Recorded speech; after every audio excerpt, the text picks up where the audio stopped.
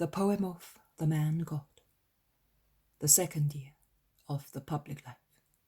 Chapter 257. Jesus reveals to James of Alphaeus his future apostolic mission. 20th of August, 1945. It is the same time on the following day. James is still in the fissure of the mountain and is sitting all curled up, with his head almost resting on his knees, which are drawn up and embraced by his arms. He's either engrossed in meditation or sleeping, I do not know which. He is certainly unaware of what is happening around him, that is, the fight of two large birds, which for some private reason are dueling fiercely on the little meadow. I would say that they are mountain cocks or wood grouse or pheasants, because they are the size of a cockerel, with variegated feathers, but they have no combs, but only a helmet of flesh as red as coral on the top of their heads and on their cheeks. And I can assure you, footnote number 1, that if their heads are small, their beaks must be like steel spikes. Feathers fly in the air and blood falls onto the ground in a dreadful noise, which has caused all whistling, trilling, and warbling to come to an end among branches. Perhaps the little birds are watching the wild fight. James does not hear anything. Jesus does hear, and comes down from the hilltop to which he had climbed, and clapping his hands he separates the two opponents, which fly away bleeding, one towards the mountainside, the other to an oak tree on the top, where it tidies its shaggy, ruffled feathers. James does not raise his head even at the noise made by Jesus, who takes a few more steps smiling and stops in the middle of the little meadow. His white tunic seems to become tinged with red on the right-hand side. So deep is the crimson of sunset. The sky seems to be catching fire. And yet, James cannot be asleep, because as soon as Jesus whispers, he just whispers, "James, come here." He lifts his head from his knees, frees his legs from the embrace of his arms, stands up, and comes towards Jesus. He stops a couple of paces before him and looks at him. Jesus returns the glance, gravely, but encouraging him at the same time by means of a smile, which is not formed by his lips or his eyes, and yet is visible. He stares at James, as if he wanted to read the slightest reaction and emotion of his cousin and apostle, who, feeling, as on the previous day, that he's about to receive a revelation, turns pale, and becomes even paler until he is as white as his linen tunic, when Jesus raises his arms and lays his hands on his shoulders, and remains thus, with arms stretched forth.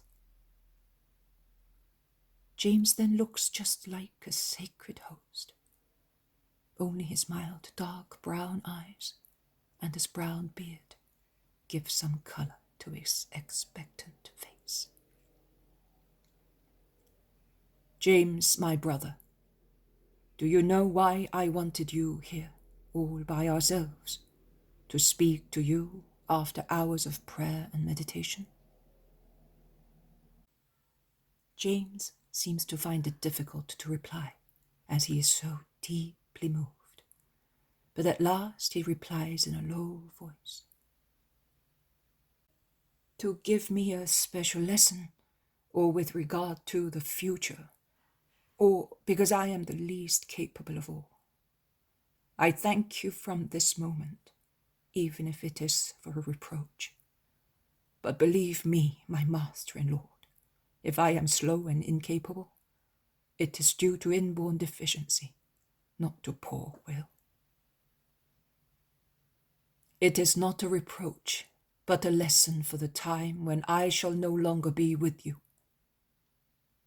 During the last months, you have pondered in your heart over what I told you one day at the foot of this mountain, when I promised to come here with you not only to speak of the prophet Elijah and to watch the infinite sea shining over there, but to speak to you of another sea, greater, more changeable and untrustworthy than this one, which today looks like the most placid of all seas, and yet in a few hours it may swallow boats and men in its voracious hunger.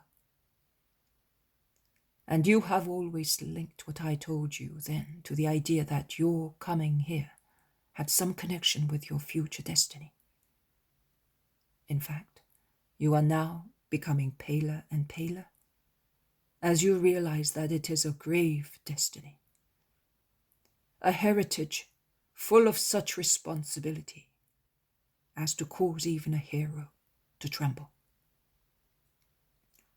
A responsibility and a mission to be fulfilled with all the holiness that is possible in man, in order not to disappoint the will of God.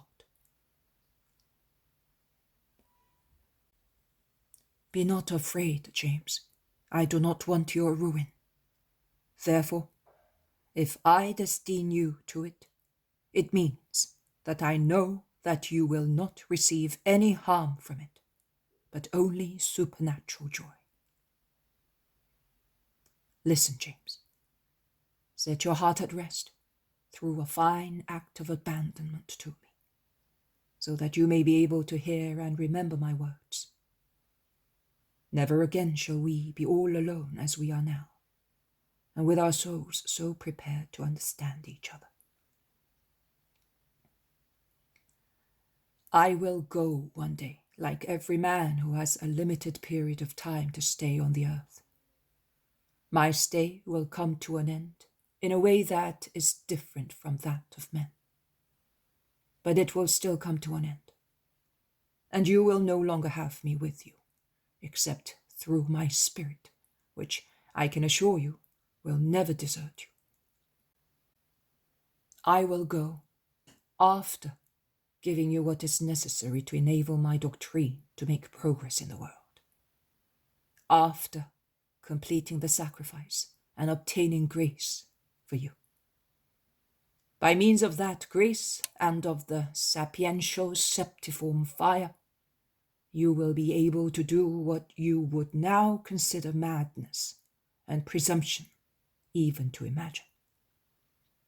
I will go, and you will remain. And the world that did not understand Christ will not understand the apostles of Christ. You will therefore be persecuted and dispersed as the greatest danger to the welfare of Israel. But since you are my disciples, you must be happy to suffer the same afflictions as your master suffered.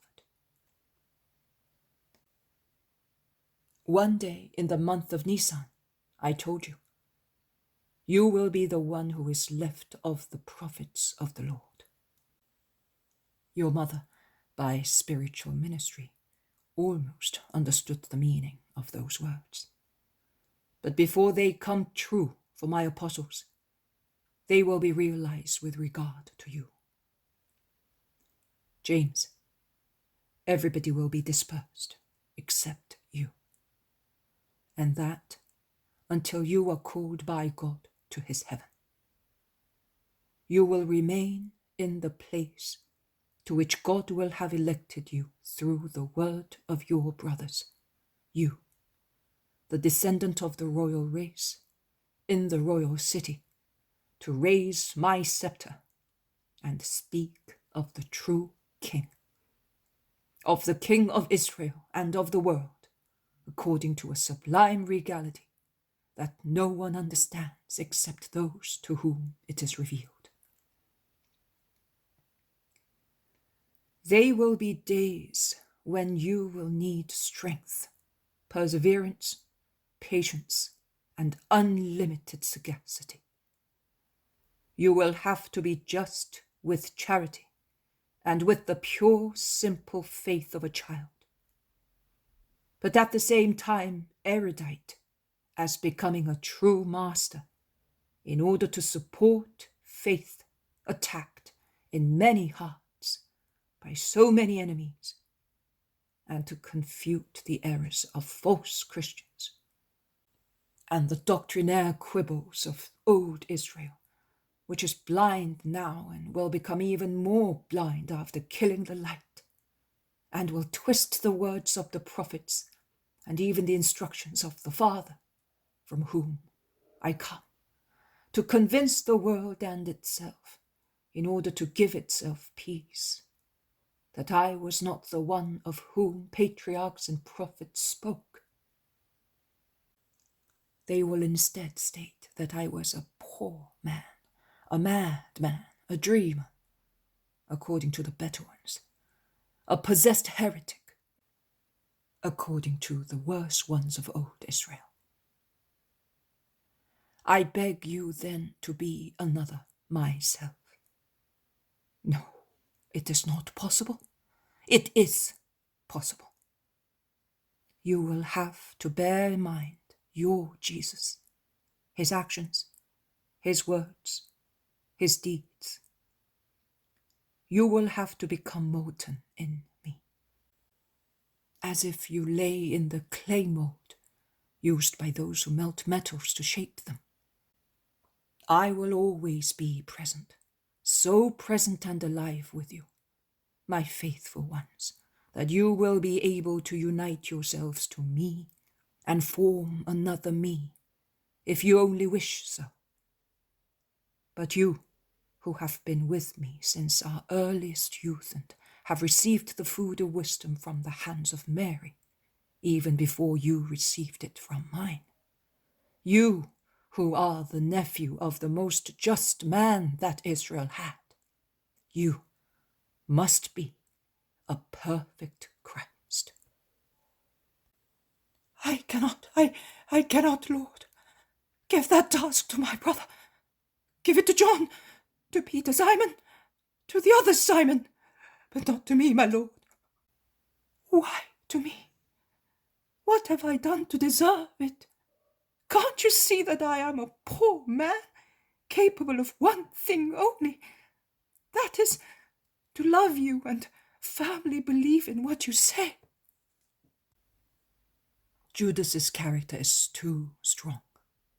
He will do well where paganism is to be demolished, not here, where those who are to be convinced of the Christian faith believe that they are absolutely right, as they already are the people of God. Not here, where those are to be persuaded, who, although they believe in me, will be disappointed at the course of events. They are to be convinced that my kingdom is not of this world, but it is the entirely spiritual kingdom of heaven, the prelude to which is a Christian life. That is a life in which spiritual values are the prevailing ones. Persuasion is achieved by means of firm kindness. Woe to those who catch people by their throats to persuade them.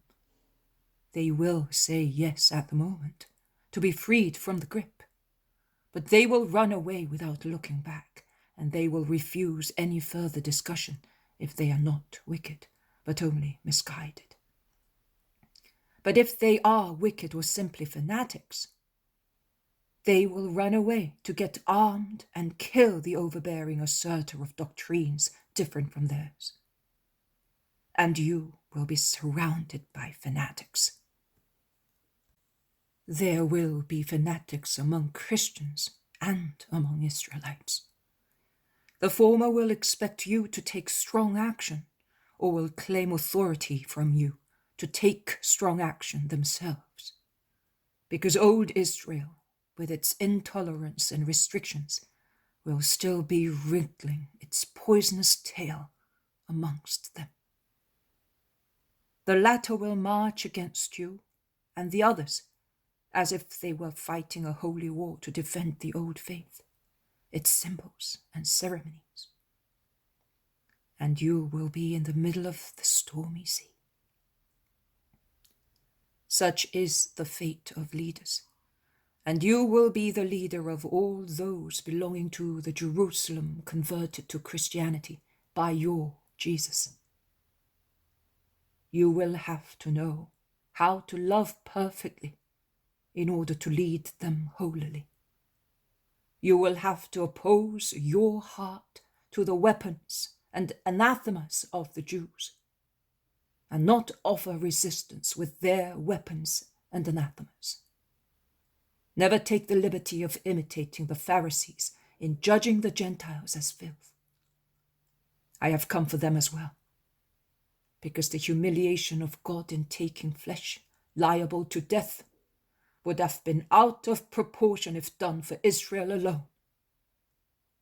Because while it is true that my love would have made me become incarnate with joy for the salvation of one only soul,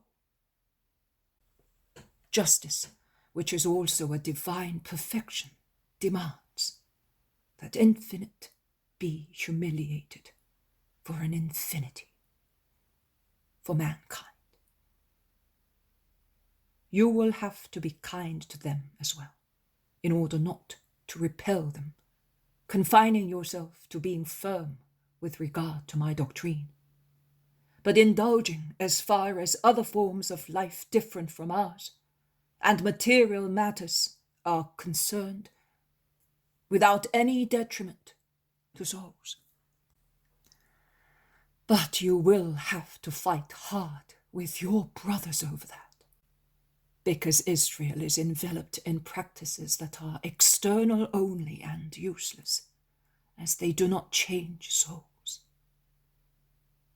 You instead must be concerned only with the Spirit, and you must teach others to do the same.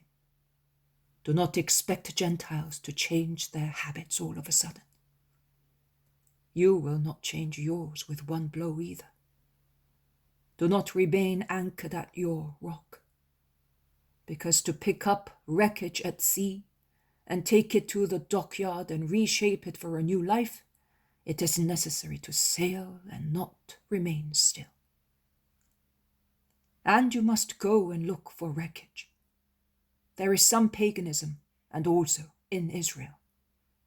Beyond the boundless sea there is God, who opens his arms to all his creatures, whether they are rich because of their holy origin, like Israelites, or poor because pagans. I said, you shall love your neighbor. Your neighbor is not only your relative or countryman, also the Hyperborean, whose face is unknown to you, is your neighbor, as well as the man who is now admiring dawn in regions of which you are unaware, or the man who travels on the fabulous mountain chains covered with snow in Asia, or drinks at a river flowing on the unknown forests in Central Africa. And if a worshipper of the sun should come to you, or one whose god is the voracious crocodile, or one who believes that he is wisdom reincarnate, who understood the truth, but did not grasp its perfection, neither did he give it as health to his faithful ones, or should a nauseated citizen of Rome or Athens come to you asking, "Give me knowledge of God," you cannot and must not say to them, "I reject you," because it would be a profanation to take you to God. Bear in mind that they do not know, whereas Israel does. And yet many people in Israel are and will be really more idolatrous and cruel than the most barbarian idolater in the world. And they will not sacrifice human victims to this or to that idol, but to themselves, to their pride, avid for blood after they have become parched with an unquenchable thirst, which will last until the end of centuries. That terrible thirst may be quenched only by drinking once again, and with faith, what caused it. But it will then be the end of the world, because Israel will be the last to say, "We believe that you are God and the Messiah," notwithstanding all the proofs that I have given and will give of my divinity. You will watch and ensure that the faith of Christians is not vain. It would be vain if it consisted only of words or hypocritical practices. It is the Spirit that vivifies. There is no spirit in mechanical or Pharisaic practices, which are but sham faith, and not true faith. What would it avail man to sing praises to God in the congregation of believers if every action of his is an imprecation to God, who does not become the laughingstock of such believer, but in his paternity always maintains his prerogatives of God and King? Watch and ensure that nobody takes a place not belonging to him. The light will be given by God according to your situation. God will never let you be without light, unless grace is extinguished in you by sin. Many will love to be called master. One only is your master, he who is speaking to you. And one only is your mistress, the church, which perpetuates him. In the church, those will be masters who will have been consecrated with a special appointment to teach. But among the believers, there will be some who, by the will of God and their own holiness, that is because of their good will be overwhelmed by the vortex of wisdom and will speak. There will be others who are not wise themselves, but are docile instruments in the hands of artisans, and they will speak in the name of the artisan, repeating, like good children, what the Father tells them to say, although they do not understand the full meaning of the words they speak. And finally, there will be those who speak as if they were masters, and their magniloquence will deceive simple people. But they will be proud, hard-hearted, jealous, irascible, liars, and lustful. While I tell you to receive the words of the wise in the Lord and of the sublime children of the Holy Spirit, helping them to understand the depths of divine words, because if they are the bearers of the divine voice, you, my apostles, will always be the teachers of my church. And you must assist those who are supernaturally tired of the enrapturing and grave richness that God has granted them, that they may take it to their brothers. So I say to you, reject the false words of false prophets, whose lives are not in accordance with my doctrine. A holy life, mildness, purity, charity, and humility will never be lacking in the wise and little voices of God. They will always be lacking in the others. Watch and ensure that there are no jealousy and slander, or resentment or desire for revenge in the congregation of believers. Watch and ensure that the flesh does not overwhelm the spirit. He whose spirit does not control his body could not withstand persecutions. James, I know that you will do it, but promise your brother that you will not disappoint me. But, my Lord, I am afraid of one thing only, that I am not capable of doing it. My Lord, I beg you, give that task to someone else. No, I cannot. Simon of Jonah loves you, and you love him. Simon of Jonah is not James of David. John, the learned angel, make him your servant here. No, I cannot. Neither Simon nor John possess that nothingness, which is, however, so important with men, kinship. You are a relative of mine.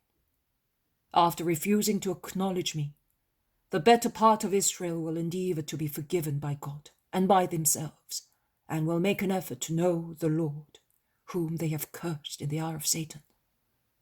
And they will feel they have been forgiven, and will thus feel strong to come onto my way, if one of my blood is in my place. James, great things have been accomplished upon this mountain. Here, the fire of God consumed not only the Holocaust, the wood and stones, but even the dust and the very water that was in the ditch. James, do you believe that God can do again such a thing, burning and consuming all the materiality of the man James, to make a James fire of God? We have been speaking while the setting sun has inflamed our tunics. Do you think that the brightness of the chariot that took Elijah away was like this, or more or less refulgent? Much more refulgent, because it was made of heavenly fire. Consider, therefore, what a heart will be when it has been turned into fire to have in itself God, because God wants it to perpetuate his word, preaching the gospel of salvation. But you, word of God, eternal word, why do you not remain? Because I am word and flesh. By the word I must teach, and by the flesh redeem. Oh, my Jesus, how will you redeem? What have you to face? James, remember the prophets. But are their words not allegoric? Can you, the word of God, be manhandled by men? Do they perhaps not mean that your divinity, your perfection, will be tormented, but nothing more than that? My mother is worried about Judas and me, but I am worried about you and Mary, and also about ourselves, because we are so weak. Jesus, if men should overwhelm you, do you not think that many of us would believe you to be guilty, and being disappointed would abandon you? I am sure of it. There will be confusion among my disciples. But then peace will reign, and there will be a cohesion of all the better parts, upon which the fortifying wise Spirit, the divine Spirit, will come after my sacrifice and my triumph. Jesus, in order that I may not deviate and may not be scandalized in the dreadful hour, tell me, what will they do to you? You are asking me a great thing. Tell me, my Lord. It will be a torture for you to know it exactly. It does not matter, for the love that has united us. It is not to be known. Tell me, and then cancel it from my memory until the hour it is to be accomplished. Then bring it back to my memory, together with the remembrance of this hour. I will thus not be scandalized, and I will not become your enemy in the depth of my heart. It will be of no avail, because you, too, will yield to the storm. Tell me, my lord! I shall be accused, betrayed, captured, tortured, crucified. No! Shouts James, writhing as if he had been struck to death. No!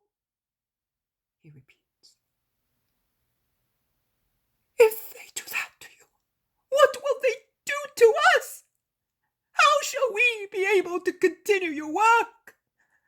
I cannot accept the position you have destined to me. I cannot.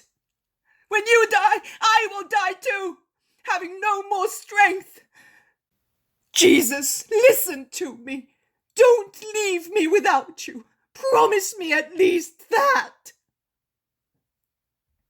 I promise that I will come and guide you with my spirit, after my glorious resurrection has freed me from the restrictions of matter. You and I will be again one thing only, as we are, now that you are between my arms. James, in fact, has begun to weep on Jesus' chest. Do not weep any more. Let us come out of this bright and painful hour of ecstasy, as one comes out from the shadow of death, remembering everything except the act of dying, a fright that freezes one's blood and lasts but 1 minute, and as an accomplished fact it lasts forever. Come, I will kiss you thus, to help you forget the burden of my fate as man. You will remember all this at the right moment, as you asked. Here, I kiss your lips, that you have to repeat my words to the people of Israel, and your heart that will have to love as I told you. And there, on your temple, where life will cease together with the last word of loving faith in me. My beloved brother, I will come to you and be with you in the meetings of believers, in the hour of meditation, in those of danger, and in the hour of your death. No one, not even your angel, will receive your spirit, because I will, with a kiss. Thus.